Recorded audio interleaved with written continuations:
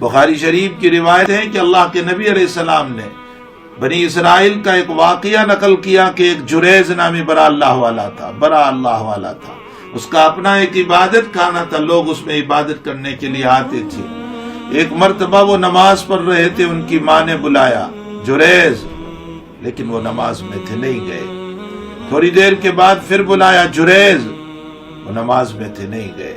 تھوڑی دیر کے بعد پھر بلایا جریز، وہ نماز میں تھے، نہیں گئے۔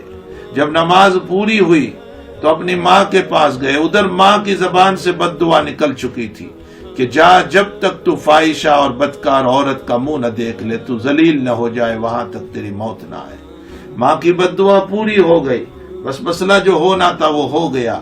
ایک عورت جو ہے ایک معصوم سا بچہ لے کر کے آئی، اور یوں کہا، لوگوں کے پوچھنے پر جب عبادت کر کے لوگ نکل رہے تھے تو لوگوں کے پوچھنے پر اس نے بتایا کہ کیا تم اس کو اللہ والا بنا کر کے بیٹھے ہوئے ہو، جس کو تم کہتے ہو ہمارا بزرگ ہے، یہ اسی کی وجہ سے، اس نے میرے ساتھ زنا کیا اور یہ لڑکا پیدا ہوا ہے اس سے۔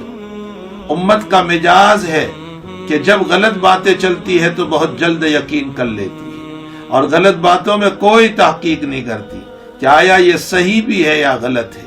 جیسے ہی اس عورت نے کہا، سارے لوگوں نے اس بات کو مان لیا۔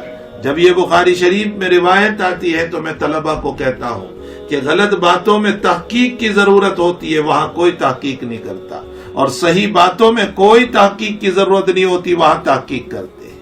ہم کہتے ہیں کہ یہ آدمی اچھا ہے تو اس پر لوگ کہتے ہیں ہم تحقیق کریں گے کہ اچھا بھی ہے یا نہیں، لیکن ایک آدمی سے متعلق یوں کہا گیا کہ یہ غلط آدمی ہے تو سارے لوگ اسی وقت تسلیم کر لیتے ہیں۔ یہ امت کا عجیب مزاج ہے، صحیح بات میں تحقیق کرتے ہیں اور غلط باتوں میں کوئی تحقیق نہیں کرتا، اور اس کچے کان سے اس کو سنتے رہتے ہیں۔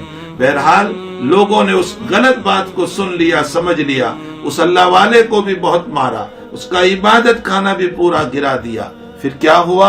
اب اللہ تعالیٰ نے اس وقت کے نبی کو کہا کہ اس سے کہو کہ اس بچے سے پوچھے کہ تیرا باپ کون ہے۔ اس بچے کے پاس آئے اور پوچھا تیرا باپ کون ہے؟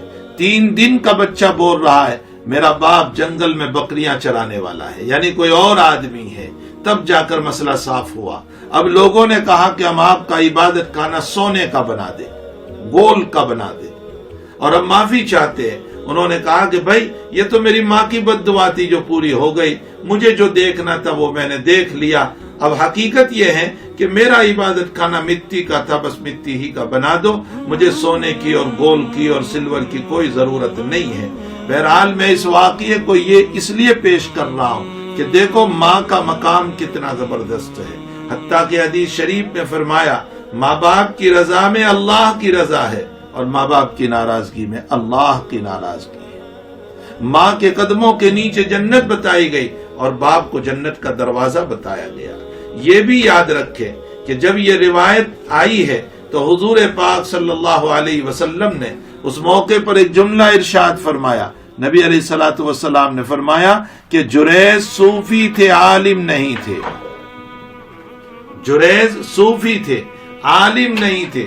اگر یہ عالم ہوتے تو ضرور نماز کو توڑ کر ماں کا جواب دے دیتے، اس لیے کہ نماز بعد میں بھی پڑھی جا سکتی تھی، لیکن ماں کا مسئلہ کیسے حل ہوگا؟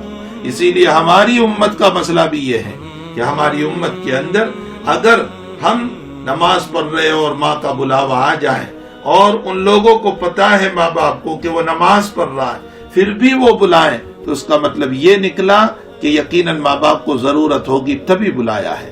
تو نماز توڑ دیں اور نماز توڑ کر چلے جائیں اپنے ماں باپ کے پاس اور ان کی ضرورت کو پورا کریں، ان کی خدمت کر لیں۔ نماز تو بعد میں بھی پڑھی جاتی ہے، پڑھی جا سکتی ہے۔ تو بہرحال میرے بھائیوں، ماں باپ کا مقام بہت اونچا ہے، بہت اونچا ہے۔ ماں باپ کے جو نافرمان ہے، ان مقدس راتوں کے اندر چاہیے کہ اپنے ماں باپ سے معافی مانگے، اپنے ماں باپ سے معافی مانگے، اپنے ماں باپ سے معافی مانگے۔ اور اگر ان کا انتقال ہو چکا ہے تو ان کی قبروں پر جائیں، ان کے لیے ایصال ثواب کریں، ان کے نام پر صدقہ کریں، خوب دعائیں کریں ان کے لیے تاکہ وہ راضی ہو جائیں، وہ خوش ہو جائیں، وہ راضی اور خوش ہو جائیں، ان کے لیے دعائیں کریں اور ان کے نام پر صدقہ کریں، ان کے لیے ایصال ثواب کریں۔